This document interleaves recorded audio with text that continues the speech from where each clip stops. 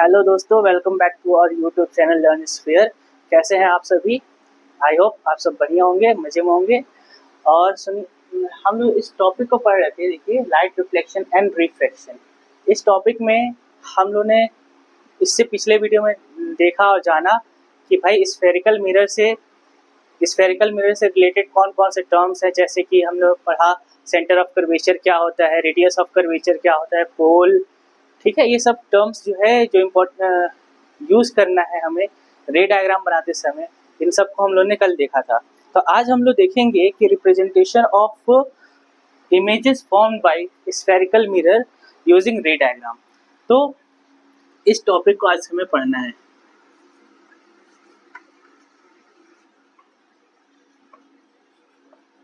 Representation of images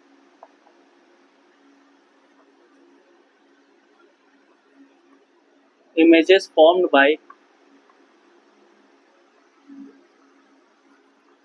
by spherical mirror. मैं ऐसे में लिख रहा हूँ इस तरह से, स्फेरिकल मिरर यूजिंग रे डायग्राम।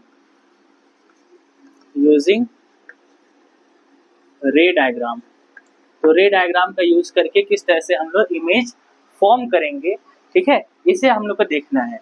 तो पहला इसमें है कि a ray parallel to the principal axis. अगर एक रे जो है, अ रे पैरेलल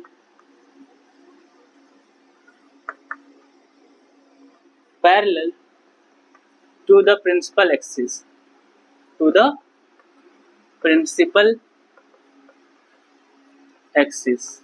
ये सब टर्म हमने देखा था। प्रिंसिपल एक्सिस, जैसे प्रिंसिपल एक्सिस क्या होता है, तो एक रे जो है जो पैरेलल होगा प्रिंसिपल एक्सिस के द्वारा, वो कहाँ पर इमेज फॉर्म करेगा, वो रिफ्लेक्ट होने के बाद आफ्टर रिफ्लेक्शन वो कहाँ से मूव करेगा, ये बात हमें पता होना चाहिए। तो चलिए देखते हैं। देखिए, ये आपका जो है कौन सा मिरर हुआ, ये आपका कॉनकेव मिरर हुआ, राइट, कॉनकेव मिरर। और यहाँ पे कॉन्वेक्स का भी बता देते हैं आपको। ये कौन सा है मिरर? कॉन्वेक्स मिरर है, कॉन्वेक्स मिरर। देखिए दोस्तों, मेरे साथ साथ आप भी जो है इस इमेज को ड्रॉ कीजिएगा, प्रैक्टिस कीजिए। जितना आप प्रैक्टिस करेंगे उतना परफेक्ट इमेज बनेगा और क्लियर इमेज बनेगा, और अंडरस्टैंडिंग तो बढ़ेगी ही बढ़ेगी। ठीक, तो चलिए बताइए, ये जो लाइन जा रही है इस लाइन को क्या कहते हैं? कमेंट बॉक्स में लिखिएगा। इस लाइन को क्या कहेंगे?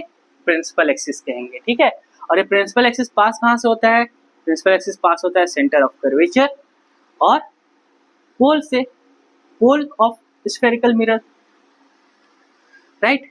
और इन दोनों के कहीं बीच में पड़ता है क्या? आपका प्रिंसिपल फोकस। ये सभी टर्म हम लोगों ने कल देखा था ना, इससे पिछले वीडियो में देखा था ना, ठीक है। इसी तरह से इस कॉन्वेक्स मिरर के लिए बताइए, सेंटर ऑफ कर्वेचर यहाँ पे होगा, प्रिंसिपल फोकस और ये पोल है, right.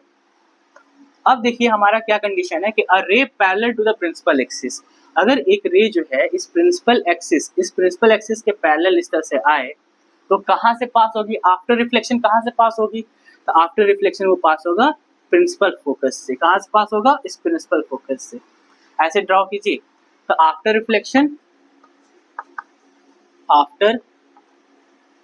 Reflection passes from principal focus, मतलब कैपिटल एफ, यहाँ से पास होगा। अब यहाँ पे देखिए, in case of convex mirror कुछ इस तरह से पैरेलल टू प्रिंसिपल एक्सिस ये इंसिडेंट रे आएगा अपना, और यहाँ पे हमको ऐसा प्रतीत होगा कि वो कहाँ से पास हो रहा है? प्रिंसिपल एक्सिस, प्रिंसिपल फोकस से पास हो रहा है, राइट। और ये डाइवर्ज कर जाएगा यहाँ से, ऐसे डाइवर्जिंग होता है ना, ये मिरर डाइवर्ज ऐसे करेगा, ये देखिए इस तरह से जाएगा। और हमें अपीयर कहाँ पे होगा कि वो प्रिंसिपल फोकस से हो रहा है, ठीक है। बताइए, इसमें लॉ ऑफ रिफ्लेक्शन फॉलो कर रहा है क्या? यस, ये मिरर है तो इसमें लॉ ऑफ रिफ्लेक्शन तो फॉलो करेगा ही करेगा। देखिए कैसे, ये नॉर्मल है आपका, ये इंसिडेंट रे नॉर्मल, इससे होकर जाने वाली लाइन, ये एंगल ऑफ इंसिडेंस, और ये क्या बनेगा? आपका एंगल ऑफ रिफ्लेक्शन बनेगा, राइट। इसी तरह से सेम, इसी तरह से यहाँ पर भी है एंगल ऑफ इंसिडेंस। बताइए इसमें क्या होगा? एंगल ऑफ इंसिडेंस होगा ये, और एंगल ऑफ रिफ्लेक्शन ये आपका होगा। और फ्रेंड्स आपके एग्जाम में डायरेक्ट ये भी पूछता है, ठीक है, वन वर्ड जो टिक द करेक्ट आंसर में आता है या फिर एमसीक्यू में आता है, वो पूछता है कि ray parallel to the principal axis वो कहाँ से पास होगा। तो आप आसानी से टिक लगा सकते हैं कि आफ्टर रिफ्लेक्शन वो पास कहाँ से होगा, प्रिंसिपल फोकस से पास होगा। आपको दिख भी रहा होगा यहाँ पर, ठीक है।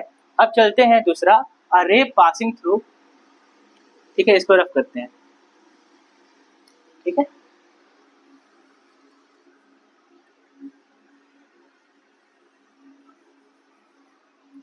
अब क्या है, रे पासिंग थ्रू प्रिंसिपल फोकस, अरे यहाँ पे लिखिएगा साथ में, अरे पासिंग थ्रू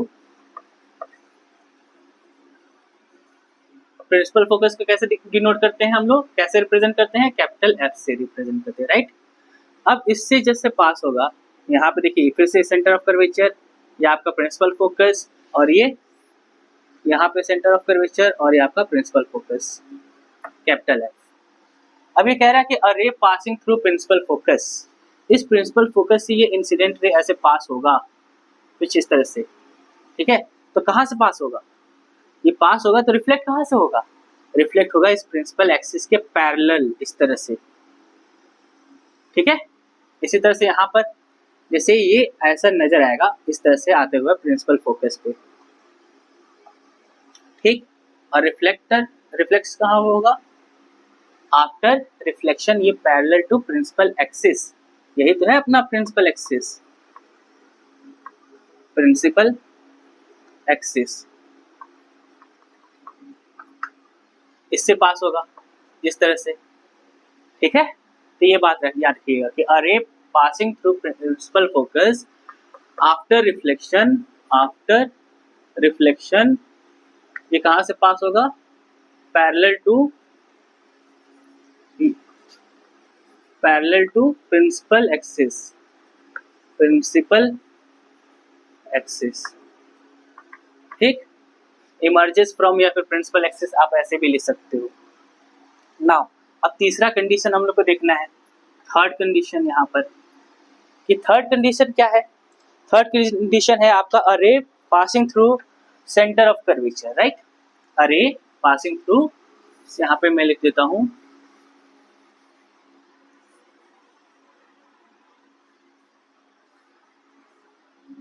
देखिएगा समझिएगा, a ray passing through center of curvature कैसे डिनोट करते हैं उसे, कैपिटल सी से, ठीक है। यहाँ पे समझिए ये आपका सेंटर ऑफ कर्वेचर है, ओके, प्रिंसिपल फोकस है ये आपका, और ये यहाँ पे प्रिंसिपल फोकस है आपका। कंडीशन क्या है इस बार, a ray passing through center of curvature, तो सेंटर ऑफ कर्वेचर से जो रे पास होगा इस तरह से, मतलब इस इंसिडेंट रे जो ऐसे जाएगा वो अपने ही पाथ पे क्या हो जाएगा, रिफ्लेक्ट कर जाएगा इस तरह से, राइट। यहाँ पे एक और दिखा देता हूँ, ऐसे यहाँ पे क्या होगा, ऐसे, तो आफ्टर रिफ्लेक्शन ये ऐसे जा रहा है, इंसिडेंट रे है, ये इंसिडेंट रे है आपका सेंटर ऑफ कर्वेचर से, ठीक है। और आफ्टर रिफ्लेक्शन क्या होगा, सेम पाथ पे क्या हो जाएगा, वो बैक हो जाएगा। तो after reflection reflect back along the same path, क्या लिखेंगे आप, लिखेंगे reflect back along the same path,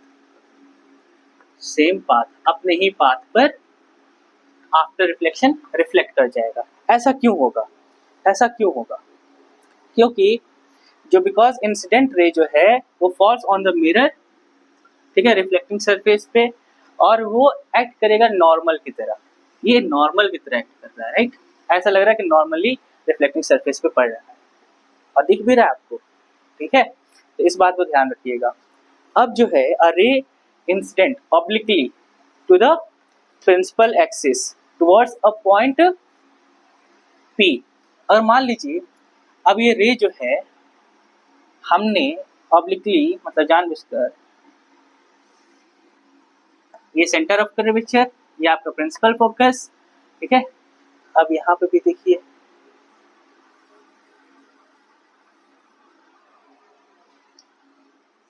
ये आपका सेंटर ऑफ कर्वेचर, ठीक है।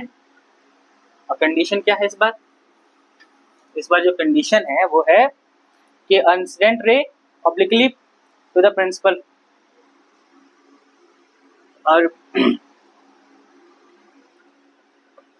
थ्रू मान लीजिए पोल है, ठीक है। इस पोल पे आएगा तब क्या होगा, तो क्या होगा, यहाँ पे लॉ ऑफ रिफ्लेक्शन को फॉलो करने लगेगा।